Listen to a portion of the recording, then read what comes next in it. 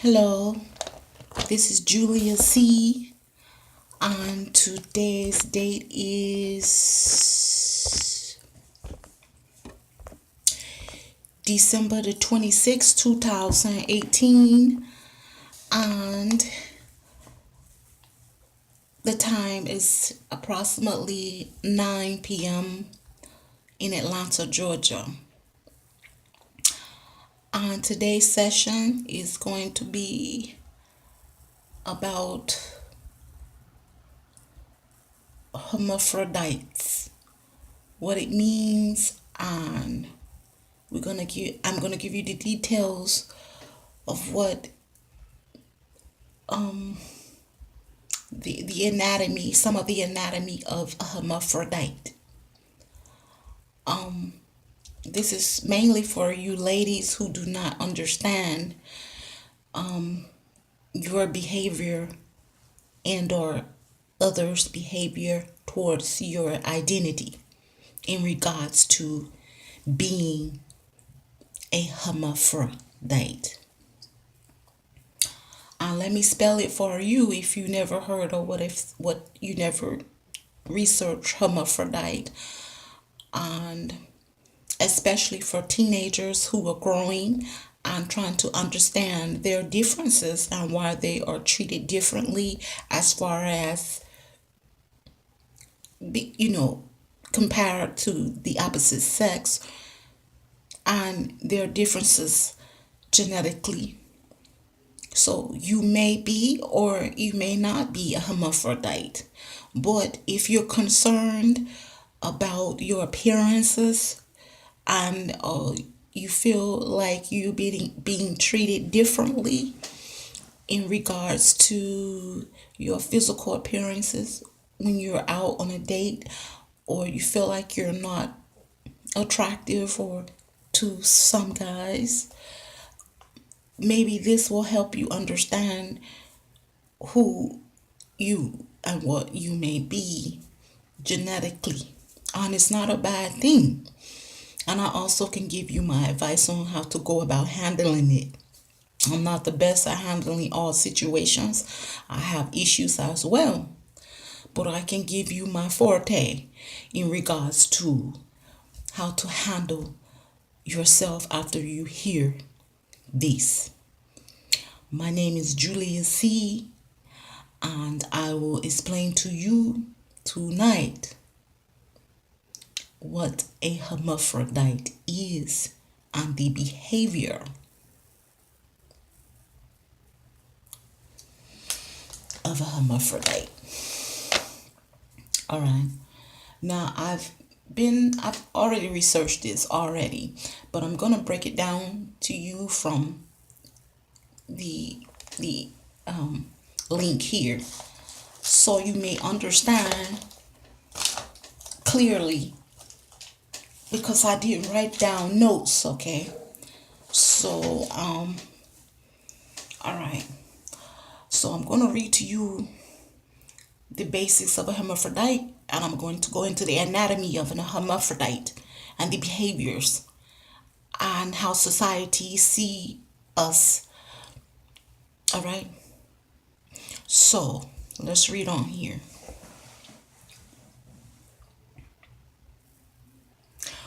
What is an hermaphrodite? All right. In biology, a hermaphrodite is an organism that has complete or partial reproductive organs and produces gametes, normally associated with both male and female sexes. Many groups of animals do not have separate sexes. All right.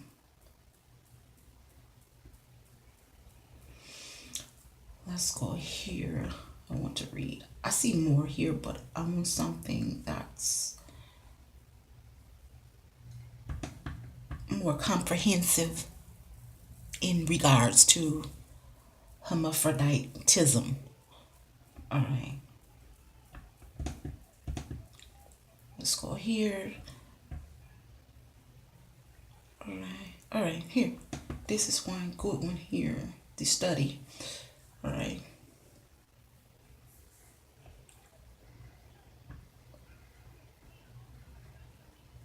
All right. Hermaphrodites in biology, definitions and examples. All right. One thing that all organisms on Earth share is that they need to reproduce. Reproduction allows plants and animals to pass on their genetic material to the next generation. This is done either sexually with fertilization or asexually by cloning. But there are different ways to do both. And much of what drives the way an organism reproduces its environments depending on where and how various organisms live and interact. Evolution has led to some pretty interesting ways to make babies. All right. Something more in detail here. It's a very interesting subject. Very interesting for us, and I will explain to you. I just want to read, so hold on and bear with me. All right.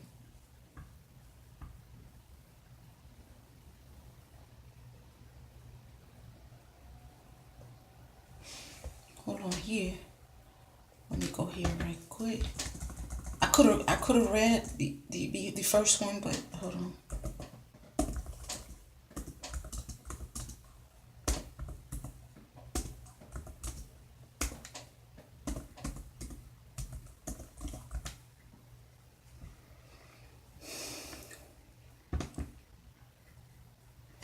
Okay. A hermaphrodite or animal having both male and female sexes organs or other sexual characteristics, either abnormally or case in the case of some organisms as the natural condition. All right, let's read on here. I just want to get more details. Okay.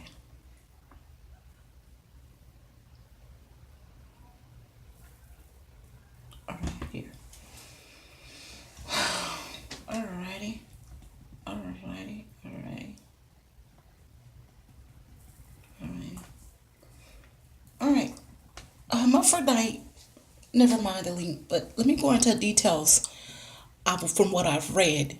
And I can't find it for right now for whatever reason. But a hermaphrodite has inside and also outer appearances and organisms on the inner, and that carry male reproduction and female reproduction.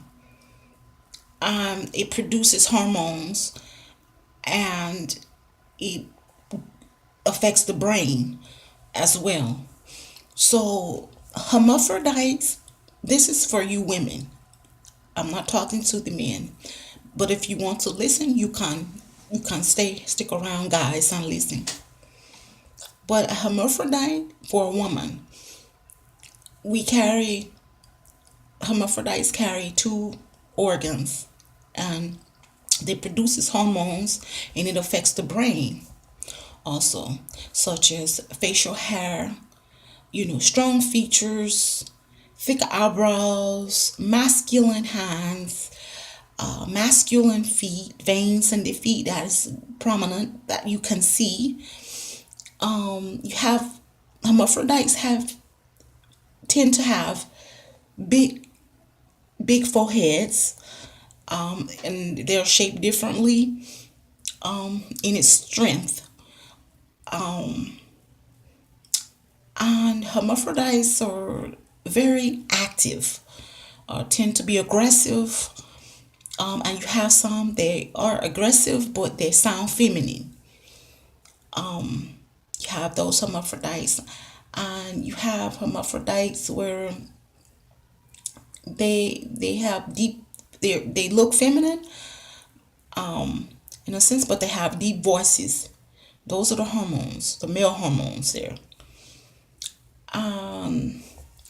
I want to say this mainly because I wish more teenagers could hear this so they can understand their differences, and it's not a bad thing. You're just different. So, from my experience growing up, Um, I was always, you know,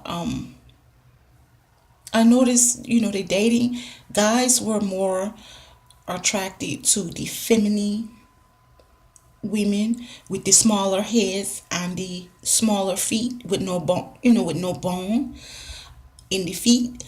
Um, they tended to be more attracted to those type of women with feminine features, and because and the reason for that is um men some men tend to have more women hormones, and they adapt when they recognize themselves, when they see another female that's have those same hormones that they have, they are attracted to that particular individual. It's not that he's saying that you are unattractive, it's just that he has probably have more female hormones, and it's in his brain. It goes to it signals the brain, and he tends to click or adapt to connect to the same thing. And the same thing what homosexual mean. So they tend to click to whatever the most gene, the dominant gene or the feminine gene that is in them, whichever one he carried the most. All right, and it affect these genes, and these hormones affect the brain, and it reflects with it can reflects through behavior. So, like I said, you have features here. You have the forehead, you have the masculine hand, you have the masculine feet, you have the masculine limbs, and hairy. You may have, like I say, the facial hair, and you have physical dominant genes. And I don't, as far as dating go, because I've heard people are very concerned about their appearance, and I don't think they ever read what is a hermaphrodite.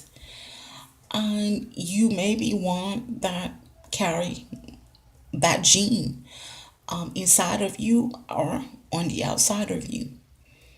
Um, women. So,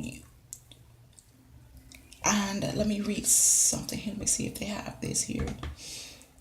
I know they have it here, but hold on. I'll read it to you when I find it. All right. Okay.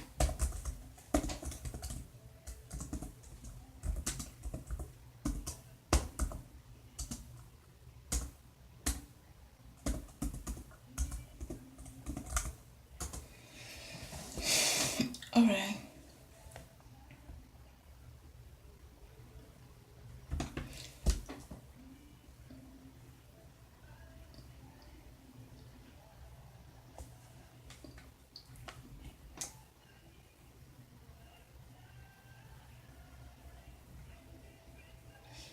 Okay. This one says, firstly, it is my understanding that a hermaphrodite is largely considered an offensive slur by intersex folks. Secondly, true hermaphroditism, having both penis and vagina, both functional and formed, is extremely rare from what I understand. There are many, many, many different intersex conditions, and true hermaphroditism is one of the rare ones. All right. Okay. Okay, let me see. Some people think it's offensive to be, to be called a hermaphrodite, but uh, another thing about a hermaphrodite is we tend to be, and I have to give it to me because I didn't recognize my behavior tend to be more aggressive, business oriented, outgoing, very blunt about things. There, we tend to be frank, from what I've read, and yeah, because and all of this is from the masculine side. Most of that comes from the masculine side. And for other women, they don't have. Some people just have one female organism. They're just one. They're you have some that or are very quiet and tend to be polite. They appear to be polite people, and they have soft features. They are not suitable for strenuous exercise, from what I researched scientifically. I'm talking about the female with the one organism that carries the female gene. So hermaphroditism. Now, being compared, out on a date. I went out on a date long time ago. I went with a friend, and we was dating this gentleman, and I noticed that his hands was very soft, and the back of his hand wasn't muscular. He had very silent veins. You couldn't see them. And he had very smooth skin, and he had a very deep voice. He didn't have much of veins in his arm. I think I had more veins there. So he didn't have a lot of veins there. So, but anyway, my friend is very feminine, very, very polite and very quiet, very small forehead, very just a female. And he connected to her over me. And I noticed him looking at my hands because my arms were covered. And he was looking at the back of my hands, and I have very, very much of veins. These are masculine veins that are in my hand. And I had on sandals, and my feet are very, very muscular. My limbs are muscular and hairy.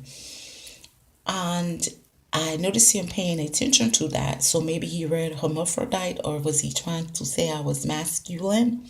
But he tended to click to her as far as having something in common, it looked like. He had a very deep voice, but he wasn't muscular physically.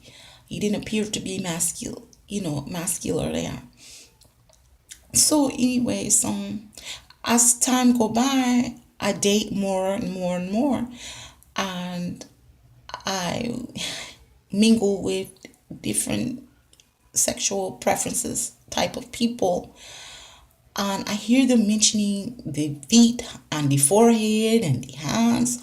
So I start to go home and study, and this hermaphrodite popped up out of the middle of nowhere, and I read it, and I was like, really? I was shocked, but I was relieved. Hey, I'm at ease now. Now, now, there, you will, I need to hurry. All right, so when you're out with a guy, it's not that he's not attracted to you, it's just that he prefer the same thing. Not saying the same sex. I'm saying he prefers someone like himself he can relate to. Maybe you too dominant for him, or let's just say smart, and or maybe a little bit too fast.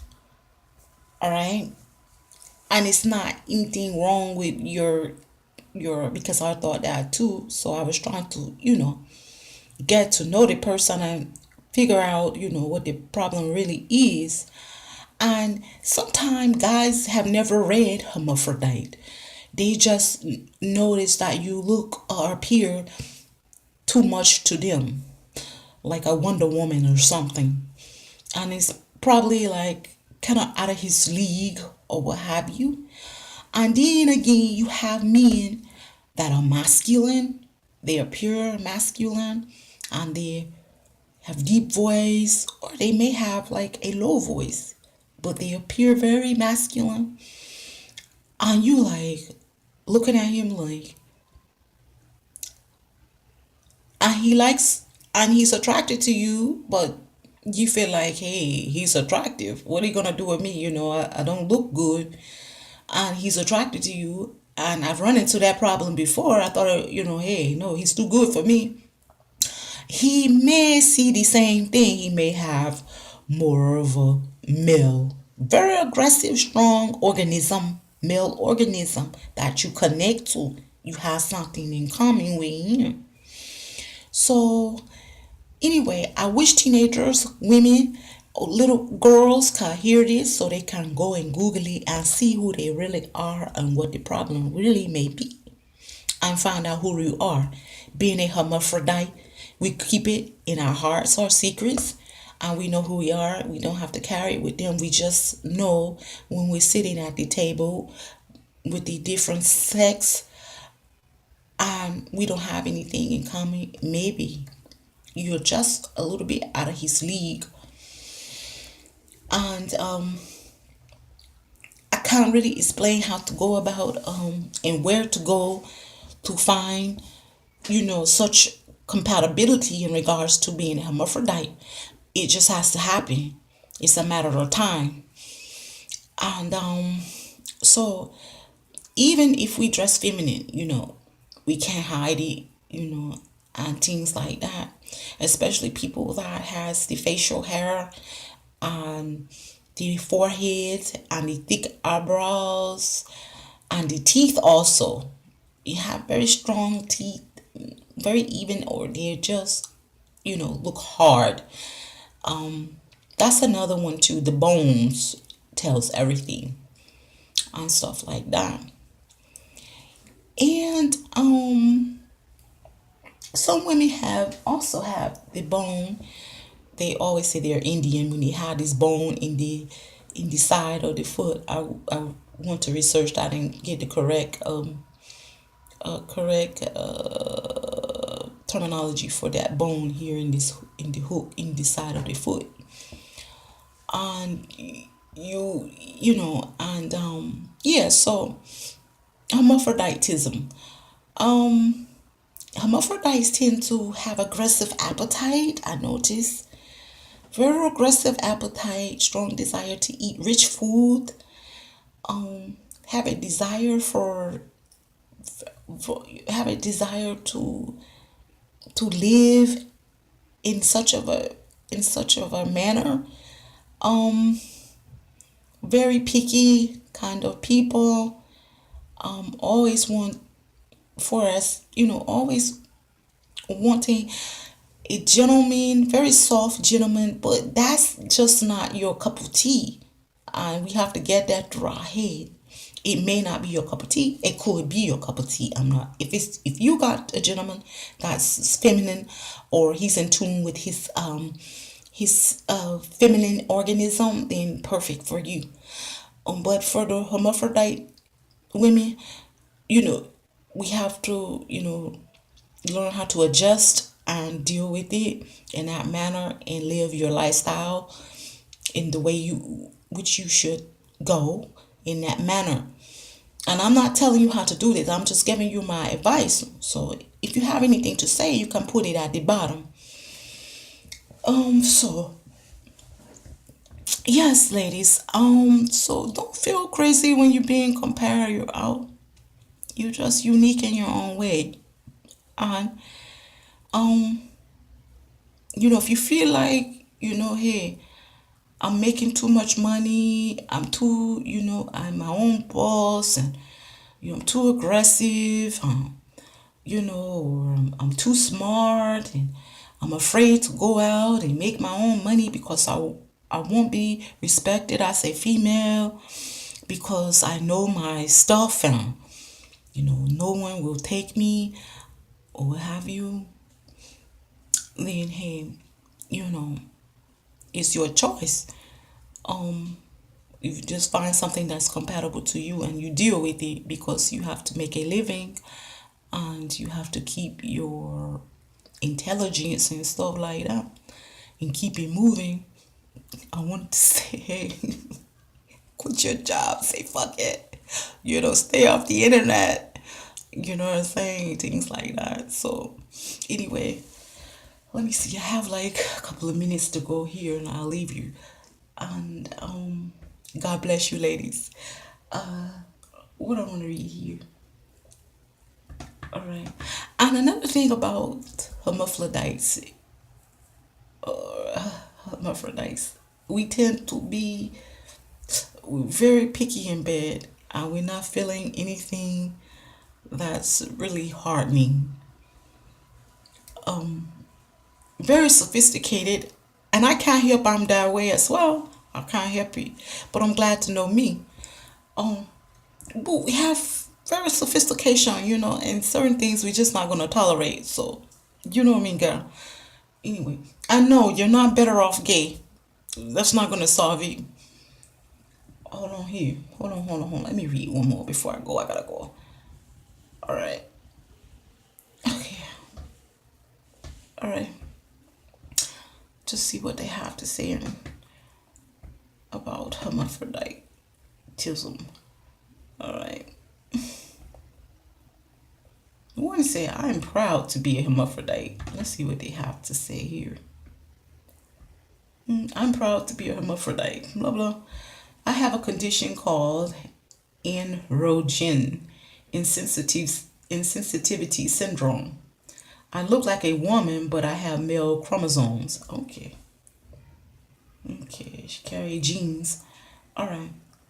Basically, I started off in my mom's uterus as a boy, but my body didn't respond to my testosterone.